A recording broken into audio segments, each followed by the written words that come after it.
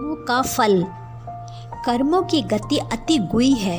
कर्मों के फल से ना तो कोई बचा है और ना ही कोई बचेगा। जैसा करोगे वैसा भोगोगे।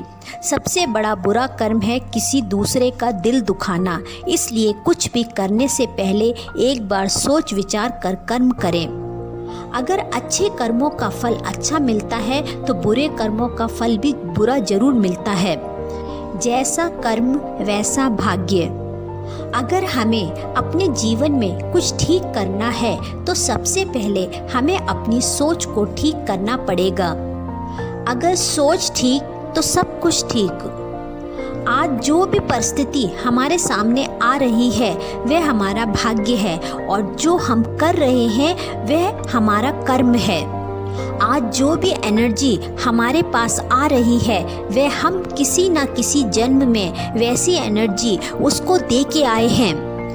एग्जाम्पल के लिए कई बार कोई अनजान व्यक्ति होता है जिसको कि हम जानते भी नहीं हैं, लेकिन उसके साथ हमारा बहुत प्यारा रिश्ता जुड़ जाता है, क्योंकि किसी न किसी जन्म में हम उनको प्यार की एनर्जी देकर आए होते हैं। और कई बार जो हमारे करीब में हमारे साथ में रहते हैं उनके साथ भी रिश्ता अच्छा नहीं होता। हम जिसके साथ जैसी एनर्जी जिस जन्म में दे के आए हैं, अगर हमने किसी को बहुत दुख दिया है, किसी को कष्ट पहुंचाया है, तो वो हमें हमारे इस जन्म में आके हमसे अपना बदला हिसाब किताब चुकता करते हैं। और हम अगर किसी को बहुत प्यार और सम्मान दिया है हमने किसी जन्म में, तो वो हमें प्यार और सम्मान देते हैं रिटर्न में।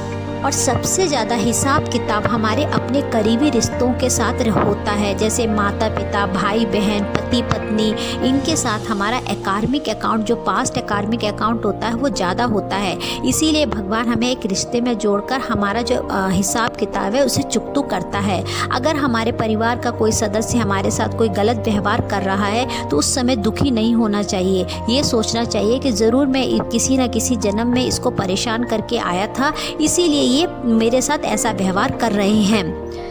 हम सभी सोल हैं और इसीलिए सब अपनी अपनी जर्नी पे हैं और सब अपने हिसाब किताब को चुकता कर रहे हैं। अगर हम कोई हमारे साथ गलत व्यवहार कर रहा है और हम भी रिटर्न में उसके साथ गलत व्यवहार करते हैं तो फिर हमारा बुरा कर्म बनता जाता है। हमें उसके साथ अच्छा व्यवहार करना चाहिए और ये समझना चाहिए कि हमने भी इसके साथ कभी कुछ गलत किया होगा, इसलिए ये हमारे साथ गलत कर रहे हैं। अगर हम ऐसे प्यार से एक्सेप्ट करके उस कर्म को झेलते हैं तो फिर हमारा कार्मिक अकाउंट वहाँ क्लियर हो जाता है, फिर हमें नेक्स्ट जन्म में साथ में मिलना नहीं पड़ता है।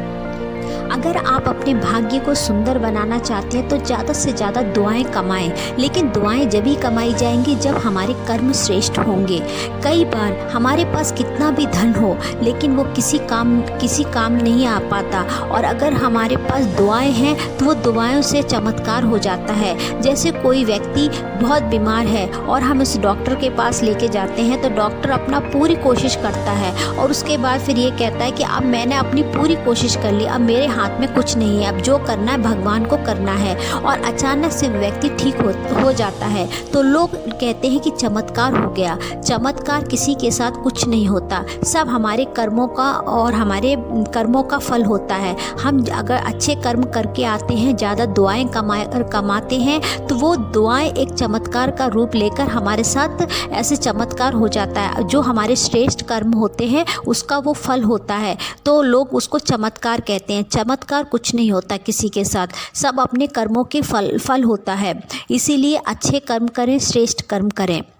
मेरी यही दुआ है कि आप सब हमेशा खुश रहें, हमेशा स्वस्थ रहें और आप सभी के जीवन में बहुत सारी खुशियाँ आएँ।